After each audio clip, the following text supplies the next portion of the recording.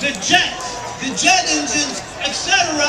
But we have General Electric refrigerators, television, egg beaters, blenders in our houses. We have to begin to boycott, to identify the connections between the war economy and the consumer economy, and begin to leverage our power. Don't get mad, get even.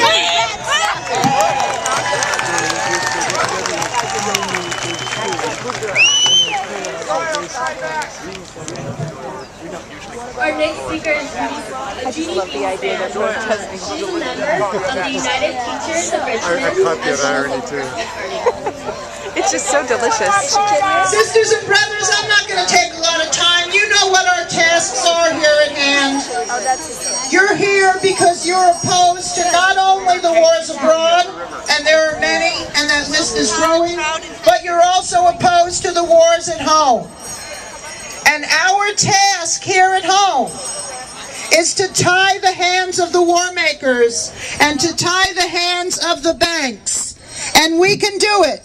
On April 4th, the Oakland Educational Association closed down the Wells Fargo in Oakland. The International Longshore Workers Union stopped all unloading of cargo in the ports of Oakland and San Francisco. If we can reproduce this opposition to the racist wars, to the sexist wars, to the anti-lesbian and gay wars at home, to the anti-working people's wars going on here at home, because I'm a teacher. I haven't gotten a bailout. I have not seen $1 trillion. I haven't even seen $1 in terms of a bailout for education, for jobs.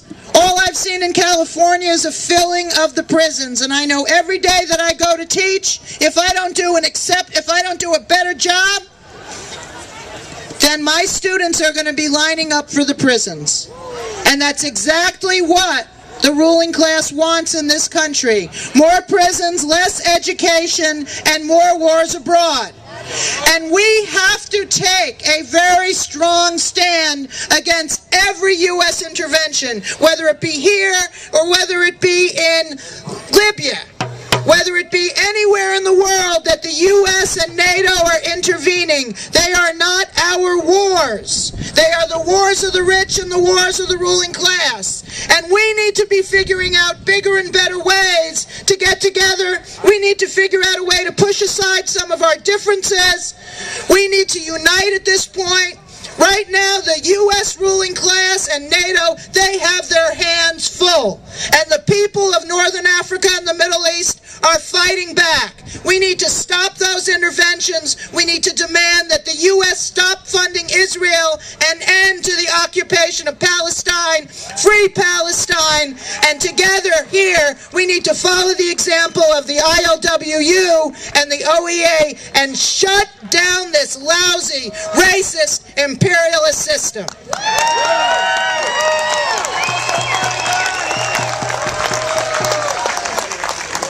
I'd like to be able to... Our next speaker is Masao Suzuki. He will be speaking about the case of the Irvine 11. He is a member of the South Bay Committee Against Political Repression and a longtime activist in the Japanese American community in San Jose with the Nihonmachi Outreach Committee. Thank you, everybody. I was one of the activists that was visited last September 24th at the same time that Nick Kelly and other activists homes were being raided and they were being subpoenaed to a federal grand jury. I come to you today to talk about the case of the Irvine 11.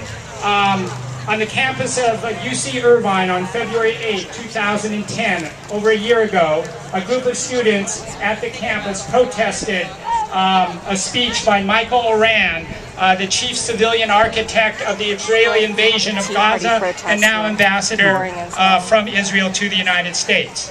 What the students did was to non-violently speak truth to power as they one by one stood up and made a statement and then were arrested.